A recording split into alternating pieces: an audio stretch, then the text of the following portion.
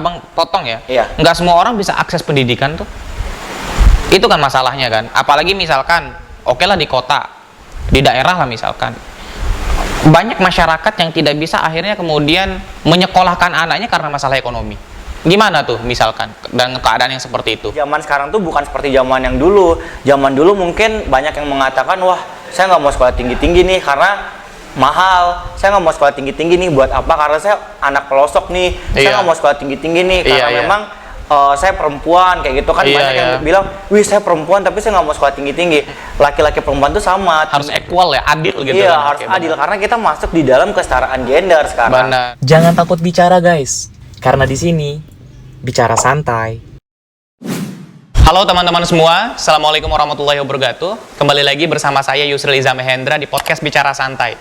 Hari ini saya mau ngobrol dan bicara santai dengan satu tokoh pemuda Nusa Tenggara Barat yang kebetulan banyak sekali memberikan inspirasi kepada anak muda NTB, memastikan bahwa anak muda NTB hari demi hari terus produktif. Anak muda NTB kemudian bisa menemukan jalan yang baik menuju masa depannya. Saya sedang bersama dengan ketua dari Genre NTB, Dinda Alif Basalami. Selamat malam Dinda. Selamat malam Bang. Sehat Dinda ya? Alhamdulillah sehat. Jadi kalau anak muda masih senyumnya sumringah, masih menunjukkan aura, itu menandakan satu pesan bahwa anak muda masih memiliki optimisme. Nah, berbicara tentang optimisme teman-teman, mungkin di podcast ini banyak sekali ya kita undang anak muda, tokoh-tokoh dari Nusa Tenggara Barat untuk berbagi pengalaman. Di konten kali ini teman-teman juga mau tahu nih gimana pengalaman, kemudian peran anak muda dari perspektif Dinda Arif Basalamin sebagai ketua Genre NTB ketika kita melihat memang tantangan, kemudian permasalahan yang kita hadapi hari demi hari ini semakin luar biasa, semakin parah. Tapi sebelum kita lanjut Dinda, ini saya mau kasih tahu kepada teman-teman di podcast kali ini bahwa kalau teman-teman mau dapat info lebih banyak lagi tentang video podcast di channel YouTube ini, jangan lupa subscribe, like, share, dan komen video yang diupload di podcast Bicara Santai. Nah teman-teman semua mungkin banyak mau tahu nih Dinda tentang bagaimana sih peran anak muda, kemudian apa sih peran dari genre, dan mungkin ada juga yang mau tahu tuh genre itu apa sih Bang, gitu kan? Karena kita tahu bahwa genre ini sebenarnya teman-teman semua punya banyak peran yang sangat luar biasa dalam kehidupan anak muda Nusa Tenggara Barat. Lebih umumnya itu di Indonesia.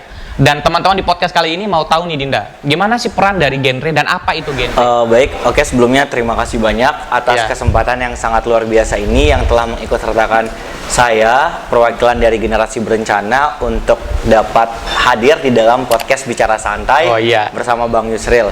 Jika kita berbicara apa sih sebenarnya genre itu, genre pertama adalah singkatan dari Generasi Berencana.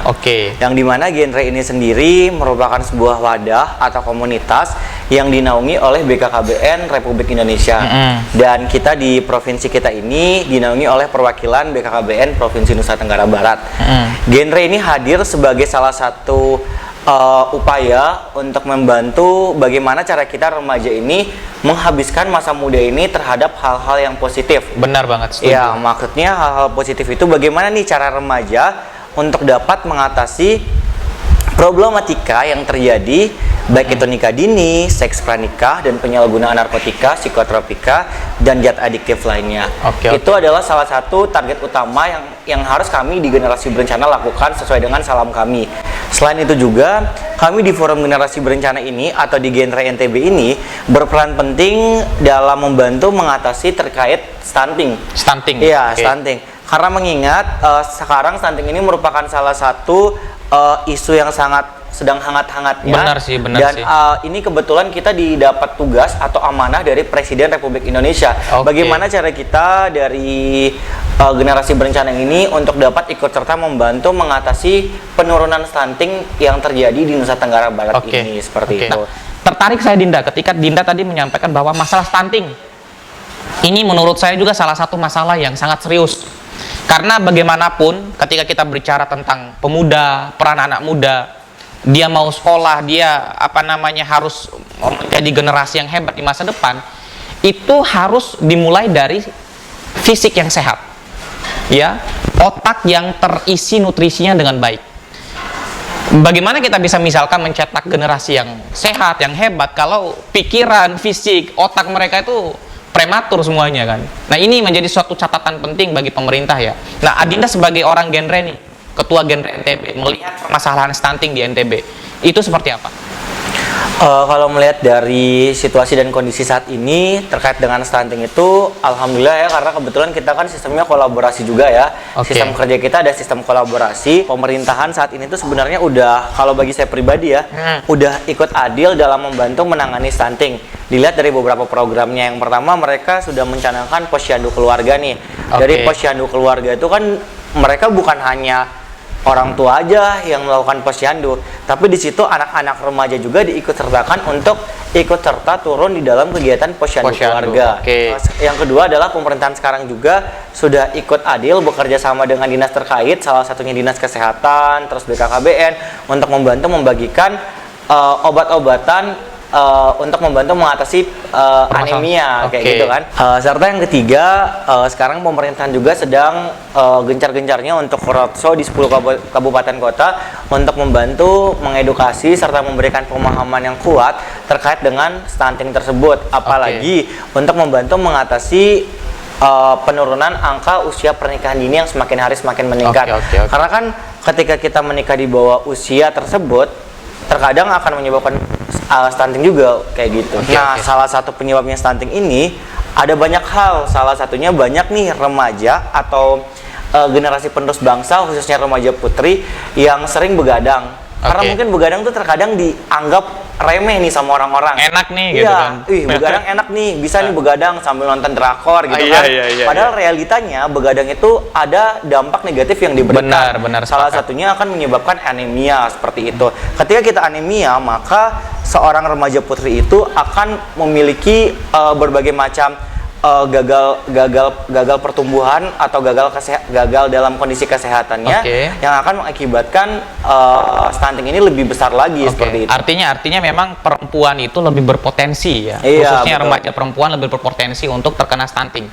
Nah, kita berbicara nih, banyak sekali memang permasalahan yang terjadi ya. Bukan hanya yang terjadi di daerah ya, bukan hanya yang terjadi di negara, tapi di daerah kita nih di NTB. Kita tahu bahwa salah satu masalah anak muda kita hari ini salah satunya adalah pernikahan dini. Apalagi di Lombok nih, pernikahan dini itu banyak sekali terjadi. Itu di pelosok-pelosok daerah di NTB itu banyak sekali pernikahan dini. Belum selesai SMA udah nikah. Bahkan ada di tempat saya KKN dulu waktu jadi mahasiswa, baru selesai SD itu langsung nikah.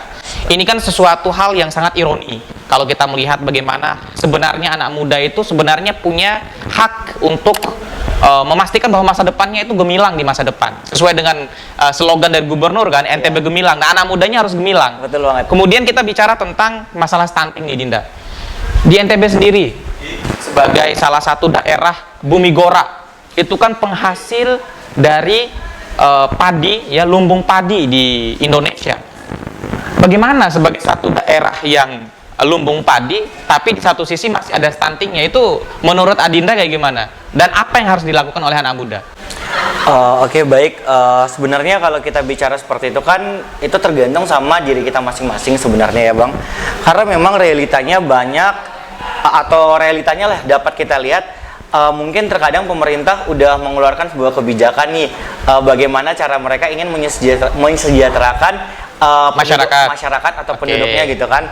Tapi terkadang banyak juga nih masyarakat yang tidak sejalan dengan kebijakan yang dibuat oleh pemerintah. Jika kita berbicara tentang kesadaran, sebenarnya itu kembali terhadap kesadaran personal atau individu masing-masing. Karena memang banyak nih remaja yang memang menghabiskan kondisi hari-harinya ini dengan hal-hal yang mungkin notabene tidak sehat. Ya, tidak sehat. Misalnya nih mereka sering makan makanan yang siap saji, kayak gitu kan. Atau misalnya mereka banyak yang kayak begadang seperti yang saya bilang tadi, atau bahkan mungkin kurang makan 4 sehat 5 sempurna. Banyak makanan sebenarnya yang bisa kita konsumsi yang dapat menghasilkan banyak vitamin, kandungan vitamin ya. Salah satunya seperti daun kelor.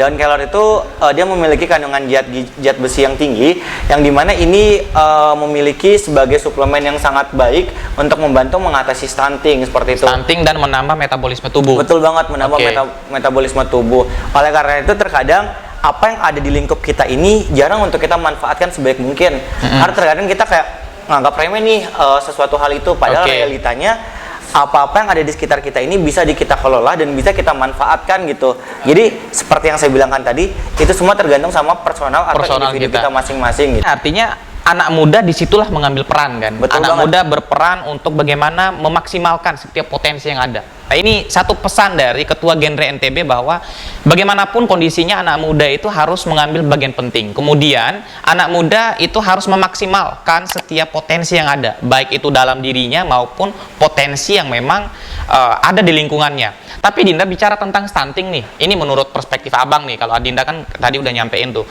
Dari perspektif Abang, kalau masalah stunting ini juga erat kaitannya dengan kesejahteraan.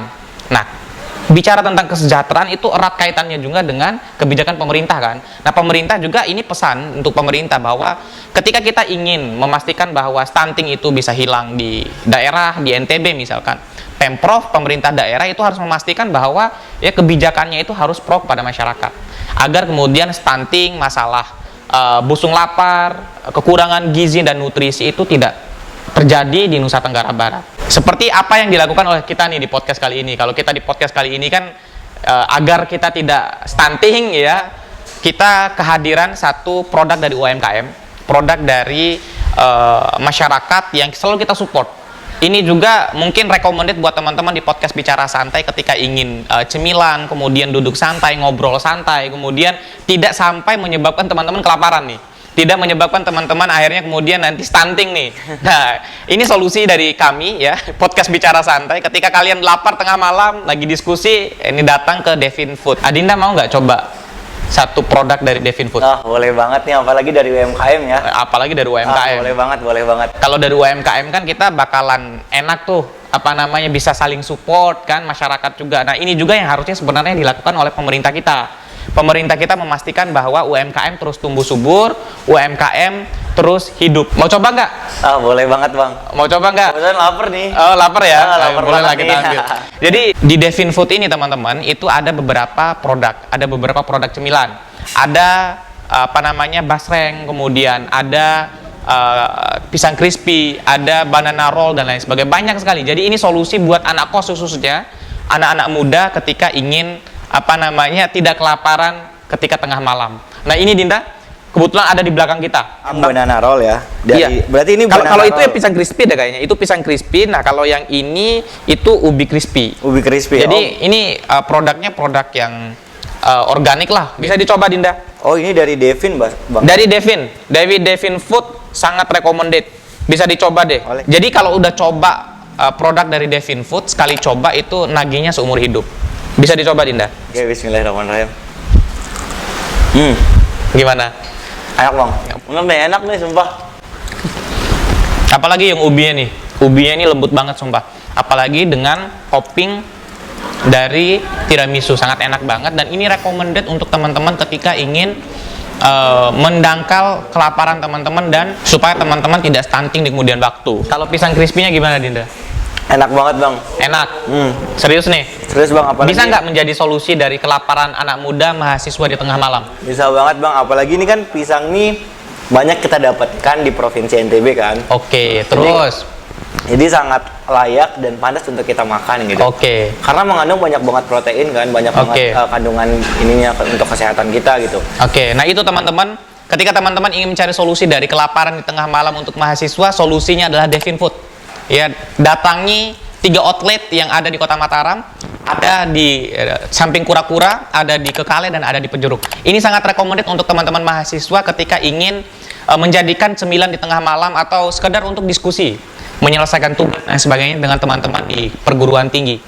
Lanjut lagi, kira-kira menurut Adinda nih, sebagai orang yang memang concern terhadap persoalan ini, apa sebenarnya faktor atau masalah yang menyebabkan akhirnya kemudian anak muda lebih memilih untuk menikah muda, padahal anak muda ini kan harusnya kita tuntun masa depannya. Apa kira-kira Dinda?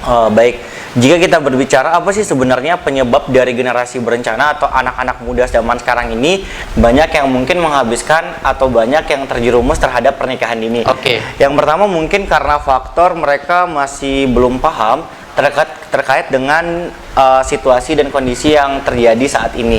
Yang kedua, mereka belum memiliki kesadaran diri. Mereka masih berpikir bahwa seks pranikah atau pernikahan dini itu merupakan sebuah hal yang masih unik atau masih kayak wah keren nih kita berhubungan seks misalnya ya, atau keren nih kayaknya kita pacaran seperti orang-orang yang udah dewasa gitu ya. Nah, padahal sebenarnya masa muda itu harus kita habiskan dengan masa yang produktif, masa yang positif.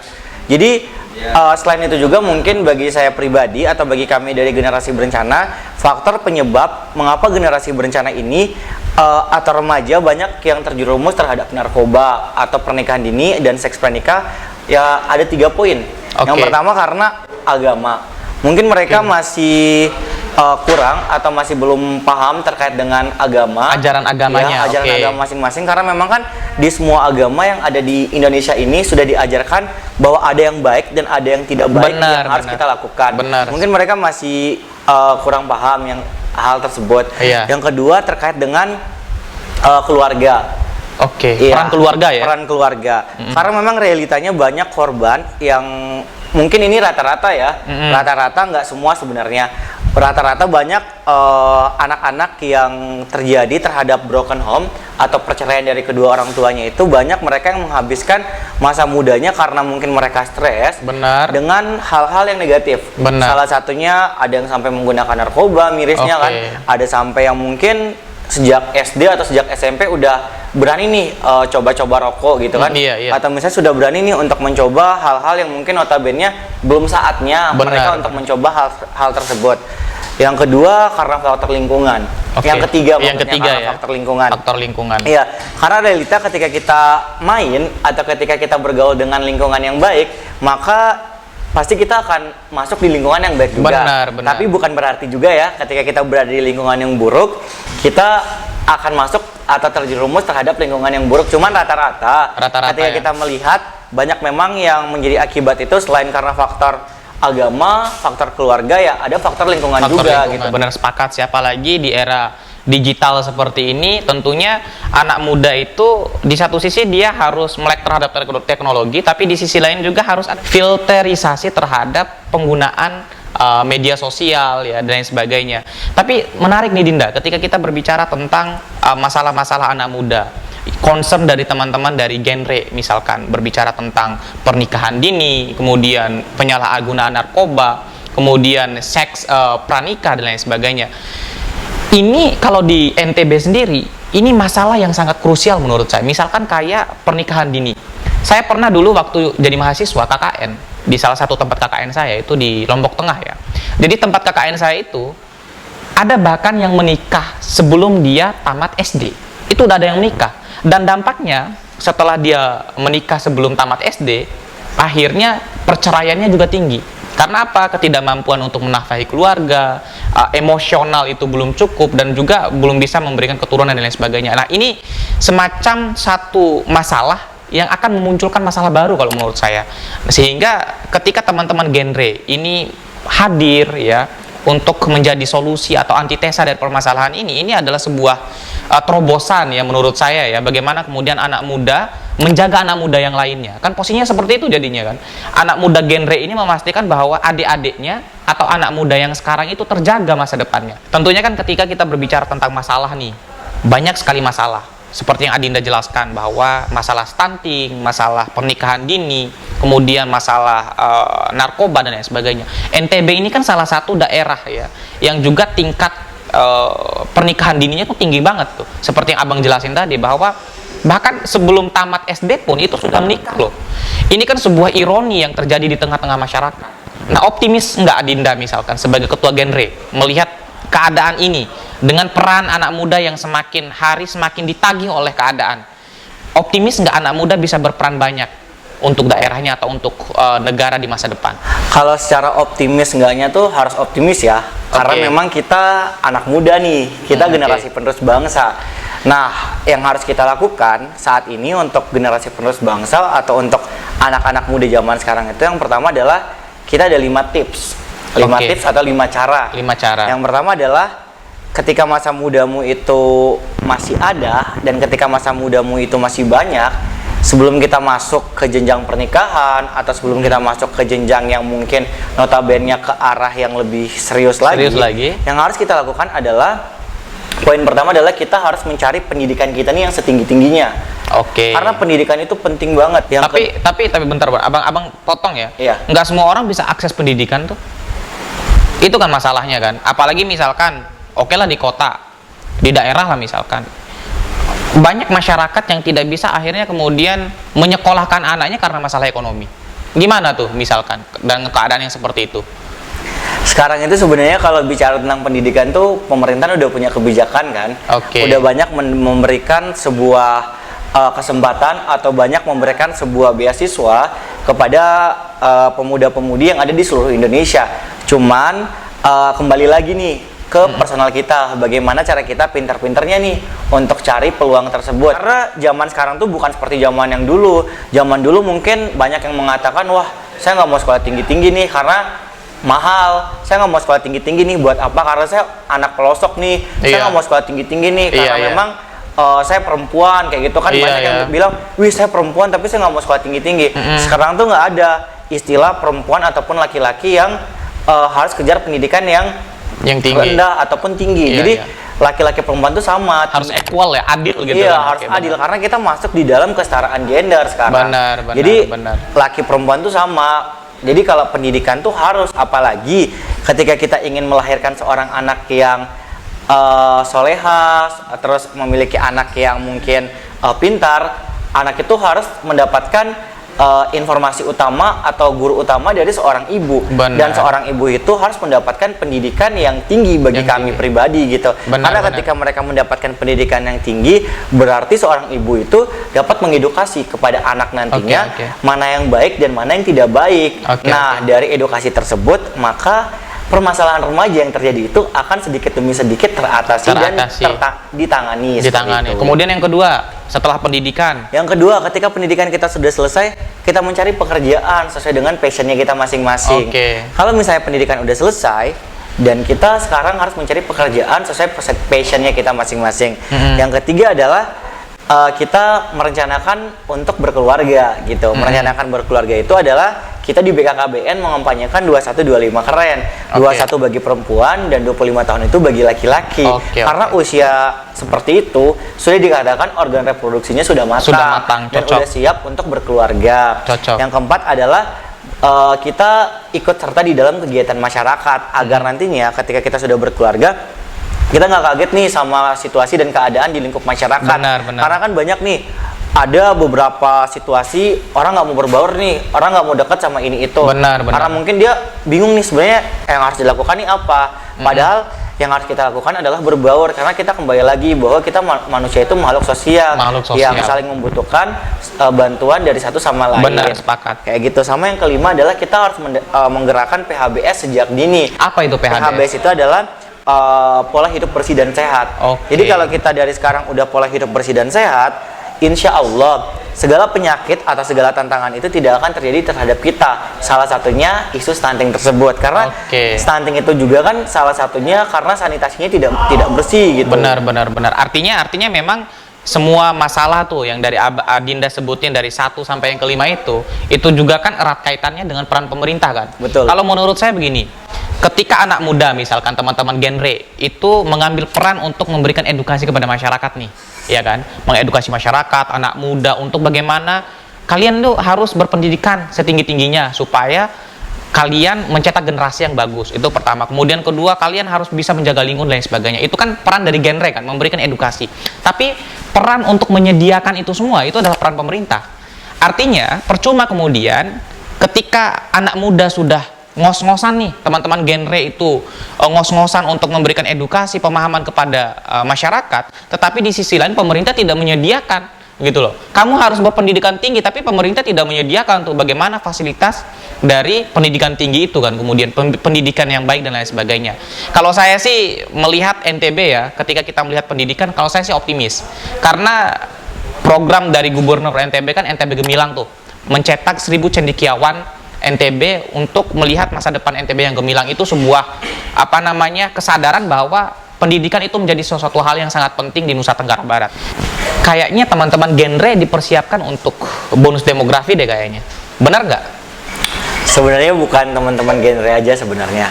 Sebenarnya yang dipersiapkan itu adalah kita generasi penerus bangsa yang dilahirkan di Indonesia ya, atau di NTB nih. Nah, yang di NTB ini kita dari generasi berencana dibantu untuk menjadi jembatan penghubung informasi kepada generasi penerus bangsa ini untuk ikut serta bagaimana cara mereka menghabiskan masa mudanya agar di kemudian hari di 2030 sampai dengan 2045 itu mereka siap nih untuk menghadapi bonus demografi.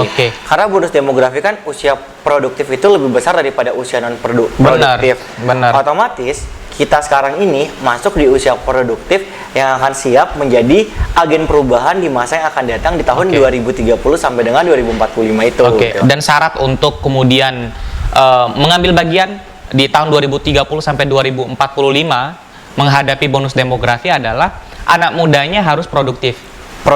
Anak mudanya harus sehat secara fisik. Ya, anak mudanya kemudian harus cerdas dalam mengambil peran bagaimanapun tantangan di masa depan. Dan salah satu solusinya mungkin adalah Devin Food ya. Dan salah satu solusinya juga adalah genre NTB. Gabung di genre NTB. Karena tentunya ya bagaimanapun ya, anak muda ini kan kita harus dorong. Anak muda itu harus kita dorong untuk ikut serta berkontribusi untuk perbaikan daerah.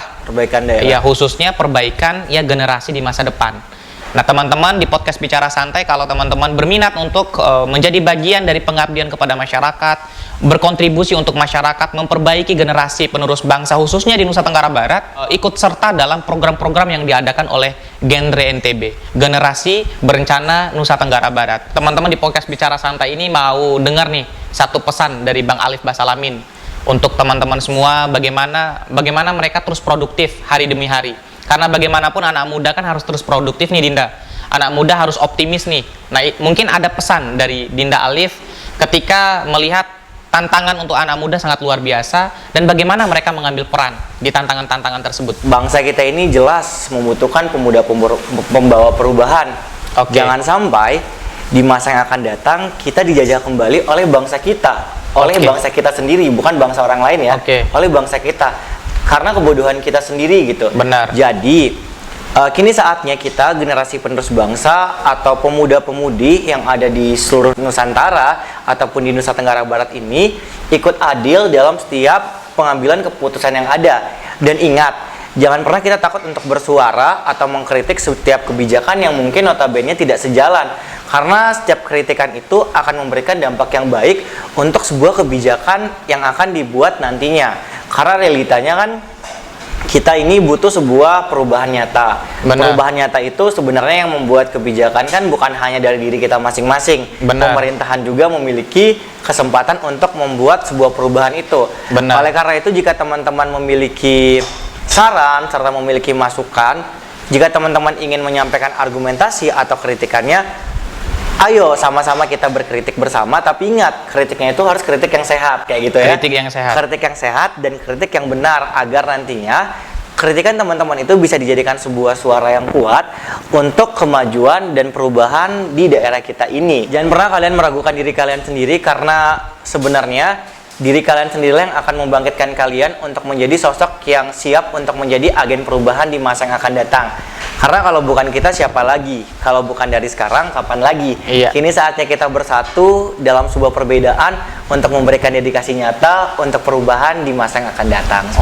Itu sangat kuat ya pesan yang disampaikan Satu lagi Bang. Apa lagi tuh? Jangan lupa gabung di Generasi Berencana. Dan jangan lupa informasi kita pada malam hari ini disebarluaskan, karena satu informasi ini akan membantu generasi penerus bangsa untuk paham dan ikut adil dalam setiap perubahan yang ada. Itu pesan yang sangat kuat dari Ketua Genre NTB. Saya teringat satu pesan dari Insinyur Soekarno, salah satu founding persons dari bangsa kita, bahwa ya melawan penjajah itu lebih mudah daripada melawan bangsa sendiri. Sehingga tantangan kita, tantangan anak muda hari ini jauh lebih besar dari apa yang dilakukan oleh founding persons kita ketika mengusir penjajah dari bangsa kita. Artinya anak muda bagaimanapun harus berperan aktif dalam memastikan bahwa generasi di masa depan terus terjaga, generasi di masa depan terus bisa produktif, dan generasi di masa depan bisa menjadi pemimpin untuk bangsa kita, sehingga kita tidak masuk pada ya era di mana terjadi krisis kepemimpinan. Dan salah satu peran itu diambil alih oleh anak muda. Salah satu peran itu diambil alih oleh genre NTB, genre Indonesia, diambil alih oleh seluruh ya anak muda, tokoh intelektual di Indonesia. Saya Yusril Iza Mahendra, teman-teman, bersama dengan seorang tokoh pemuda NTB, Ketua Genre NTB Dinda Alif Basalamin, menyampaikan salam hormat dan terima kasih ya. Mudah-mudahan kita semua sehat dalam berpikir dan kita semua selalu produktif untuk bagaimana memastikan kita bisa berperan banyak di masa depan. Terakhir Dinda, ya sebelum kita akhiri podcast ini, ada satu souvenir dari podcast Bicara Santai untuk Ketua Genre NTB Dinda Alif Basalamin atas apresiasi gagasan, pikiran dan mungkin berbagi pengalamannya di podcast Bicara Santai kali ini. Jadi ini Dinda, souvenir dari podcast Bicara Santai buat Dinda Alif Basalamin. Jadi souvenir ini adalah support by Oni Kreatif. Jadi Oni Kreatif ini adalah salah satu tempat pembuatan plakat, kemudian piala paling recommended di Kota Mataram.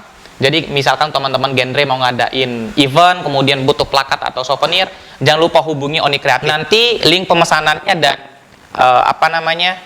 kontak personnya itu nanti saya cantumin di video. Sama juga seperti Devin Food. Jadi Devin Food ini bisa dipesan melalui Grab dan lain sebagainya. Nanti saya cantumin keseluruhannya itu di link deskripsi video ini. Ini Dinda bisa diterima ya, plakat penghargaan dari podcast Bicara Santai. Mudah-mudahan ini bermanfaat dan bisa menjadi momen awal kesediaan Adinda untuk datang ke podcast kami selanjutnya. Siap. Siap Dinda? Siap. Selalu siap untuk memberikan kontribusi untuk anak muda? Siap selalu, karena kita anak muda harus memberikan perubahan. Cocok, itu. Sampein salam dong, salam genre NTB gimana? Salam genre, sehat, cerdas, ceria. Dan untuk teman-teman semua ingin melihat keseruan genre NTB, bisa langsung datang ke official Instagram kita di genre NTB.